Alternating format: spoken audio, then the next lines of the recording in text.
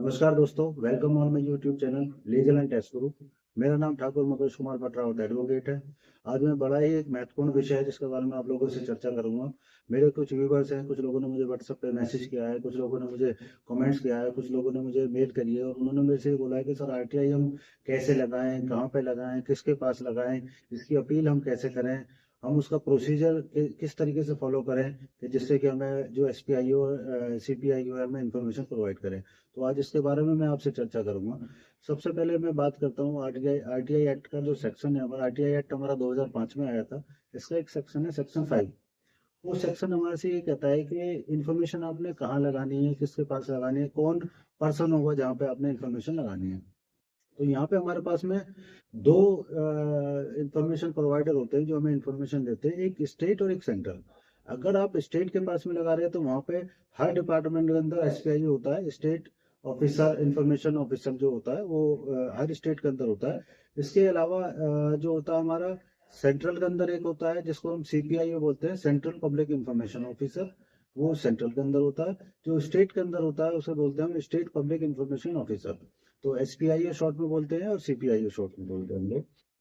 ये जो information provide करते हैं, जो सेंटर से रिलेटेड है वो सीपीआईओ प्रोवाइड करता है, जो स्टेट से रिलेटेड है वो एसपीआईओ प्रोवाइड करता है। तो ये दोनों डेजिग्नेटेड पर्सन होते हैं जिनको हर डिपार्टमेंट में अपॉइंट किया जाता है गवर्नमेंट की तरफ से। अब मैं एक एग्जांपल के थ्रू आपको बता देता हूँ। जैसे आप अगर किसी सेंट्रल फाइनेंस मिनिस्ट्री से कोई इन्फॉर्मेशन लेना चाह रहे हैं तो उस इन्फॉर्मेशन को लेने के लिए आपको जो आरटीआई लगानी पड़ेगी, आरटीआई आपको सीपीआईओ के यहाँ पे लगानी पड़ेगी।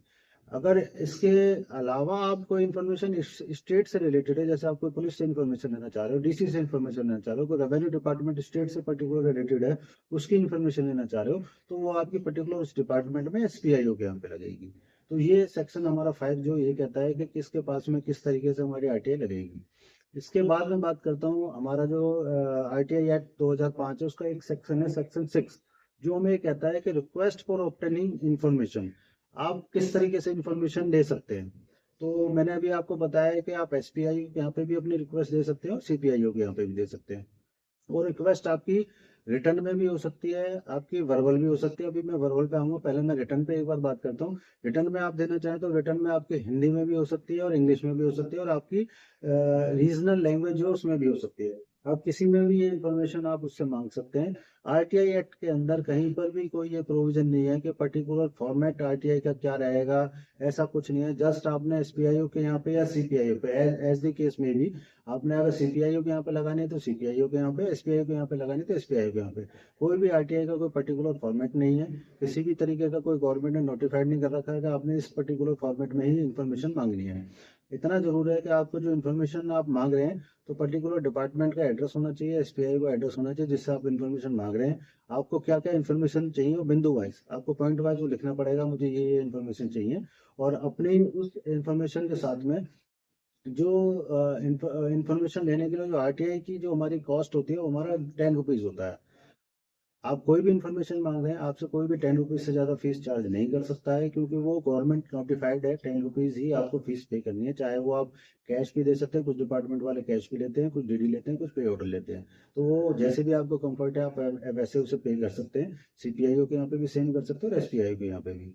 अब मैं बात आ जाता हूँ, इस आरटीआई एप्लीकेशन को आप ऑनलाइन भी लगा सकते हैं। कुछ स्टेट जो है वो ऑनलाइन पोर्टल भी उन्होंने बना रखा है आरटीआई एप्लीकेशन लगाने के लिए, आप वहाँ पे भी लगा सकते हैं। सीपीआईओ ने अपना पोर्टल ऑलरेडी ऑनलाइन बना रखा है, आप ऑनलाइन जाके वहाँ पे एप्लीकेशन अपनी मूव कर सकते हो। और जो मोड ऑफ पेमेंट है आप उसे अपने क्रेडिट कार्ड से, अपने डेबिट कार्ड से या अपना नेट बैंकिंग से वहाँ पे पेमेंट कर सकते हैं।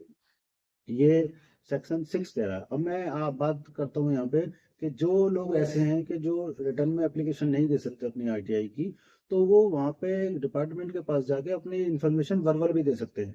ये एसपीआई और सीपीआई की जिम्मेवारी बनती है, जो लॉ कह रहा है ये उनकी जिम्मेवारी है कि उनको वो इन्फॉर्मेशन को राइटिंग में लेके आएंगे और उस इन्फॉर्मेशन को जो उन्होंने राइटिंग में लिखी है उसको वो आपको पढ़ के सुनाएंगे। क्या आप यही इन्फॉर्मेशन मांग रहे हो? जब आप ये कह दोगे यस मैं यही इन्फॉर्मेशन चाहता हूँ, तो आप उस पर साइन या अपना थंब लगा के उसको कंफर्म कर सकते हैं।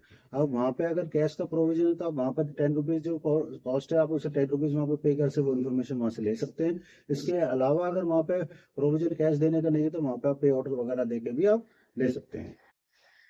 इसके बाद मैं बात करता हूँ हमारा जो सेक्शन है सेक्शन 7, वो डिस्पोज ऑफ कैसे होगी हमारी एप्लीकेशन। हमारी जो एप्लीकेशन है, हमारी application dispose of with in 30 days होनी चाहिए। जो लीगल रूल कह रहा है, जो लीगल लॉ जो कह रहा है, आईटी एक्ट जो कह रहा है, आरटीआई एक्ट जो हमारा कह रहा है, वो आरटीआई एक्ट ये कहता है कि आपने अगर कोई भी एप्लीकेशन एसपीआई के पास में लगाई है, सीपीआई के यहाँ लगाई है, वो किसी भी कंडीशन में 30 डेज में के बियॉन्ड नहीं जाने चाहिए। 30 डेज के अंदर अंदर आपके पास में जवाब आना चाहिए।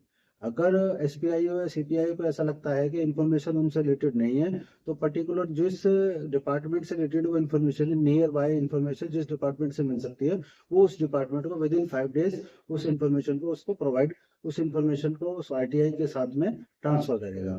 सपोज आपने कोई एप्लीकेशन लगाई है और वो एप्लीकेशन आपने एक पर्टिकुलर डिपार्टमेंट में लगाई है, और उस डिपार्टमेंट से आपको वो इन्फॉर्मेशन लेनी है, लेकिन आपको नहीं पता कि आपको उसी डिपार्टमेंट से मिलेगी या उसके बराबर में कोई डिपार्टमेंट है उससे मिलेगी, तो आपने वहां पे लगाई है। तो ये एसपीआई और सीपीआई की जिम्मेवारी बनती है कि उस एप्लीकेशन को आपके डॉक्यूमेंट्स के साथ में कंसर्न जो एसपीआईओ है या कंसर्न सीपीआईओ है, नियर जो भी है वो इन्फॉर्मेशन जो प्रोवाइड कर सकता है, उसको विद इन 5 डेज उस एंट्री को वहां पे ट्रांसफर करे। अब मैं बात करता हूँ यहाँ पे हमारा जो आरटीआई एक्ट है 2005, उसका एक सेक्शन है 8। उसमें कुछ एजम्पशंस दे रखी हैं कि जो इन्फॉर्मेशन आपको नहीं मिलेगी, वो इन्फॉर्मेशन कौन कौन सी हैं वो मैं आपको बता देता हूँ। सेक्शन 8 है, आप पढ़ लेना एक बार। सेक्शन 8 में कुछ बेसिक जो चीजें हैं मैं आपको बता देता हूँ। सेक्शन 8 में कुछ इन्फॉर्मेशन है जो आपको नहीं मिलेगी। वो कौन कौन सी इन्फॉर्मेशन हो सकती है? जैसे आप किसी फॉरेन कंट्री से रिलेटेड कोई इन्फॉर्मेशन मांगे, वो आपको नहीं मिलेगी। किसी एनिमी कंट्री हमारी उससे रिलेटेड कोई इन्फॉर्मेशन मांग रहे हैं, कोई साइंटिफिक इन्फॉर्मेशन मांग रहे हैं, कुछ हमारा लॉ एंड ऑर्डर से रिलेटेड कोई इन्फॉर्मेशन मांग रहे हैं। इसके अलावा अगर कोई हमारा अंडर प्रोसेस कोई ट्रायल चल रहा है, कोर्ट के अंदर कोई मैटर ऐसा ट्रायल में चल रहा है, या पुलिस कोई अंडर प्रोसेस कोई हमारा केस चल रहा है और वो इन्वेस्टिगेशन कर रही है पुलिस अभी, तो आप वहां पे भी कोई इन्फॉर्मेशन नहीं ले सकते हैं। इसके अलावा कुछ इन्फॉर्मेशन ऐसी है पर्सनल लिबर्टी से रिलेटेड है। जो पर्सनल इन्फॉर्मेशन ऐसी है जो आप किसी इंडिविजुअल पर्सन की इन्फॉर्मेशन मांगना चाहते, तो वो इन्फॉर्मेशन भी आपको नहीं मिलेगी। कुछ इन्फॉर्मेशन ऐसी होती हैं जो इन्फॉर्मेशन हमारे एनिमी जो देश हैं उनसे रिलेटेड है, या कुछ इन्फॉर्मेशन ऐसी है जो हमारे रिसर्च एंड डेवलपमेंट की है, वो इन्फॉर्मेशन भी आपको नहीं मिलेगी। मैं आपको एक चीज और बता देता हूँ कि जो एसपीआईओ है या सीपीआईओ है, उनको विद इन 30 डेज आपको रिप्लाई करना ही पड़ेगा। अगर उन्होंने विद इन 30 डेज आपको रिप्लाई नहीं किया है, तो इसका मतलब ये माना जाता है कि उन्होंने इन्फॉर्मेशन देने से डिनाई कर दिया है। अगर उन्होंने इन्फॉर्मेशन दे दी है और आप उस इन्फॉर्मेशन से सेटिस्फाई हैं, तब तो ठीक है। अगर आप उस इन्फॉर्मेशन से, ये दो कंडीशन हो सकती है अगर आपने आरटीआई लगाई है, या तो उन्होंने इन्फॉर्मेशन दी है या उन्होंने इन्फॉर्मेशन नहीं दी है। अगर उन्होंने इन्फॉर्मेशन दी है, तो यहाँ पे कंडीशन ये जाती है आप उस इन्फॉर्मेशन से सेटिस्फाई हैं या नहीं है। अगर आप उस इन्फॉर्मेशन से सेटिस्फाई है तो ठीक है। अगर आप उस इन्फॉर्मेशन से सेटिस्फाई नहीं है, तो आप इसके रिगार्डिंग एक अपील लगा सकते हैं विद इन 45 डेज।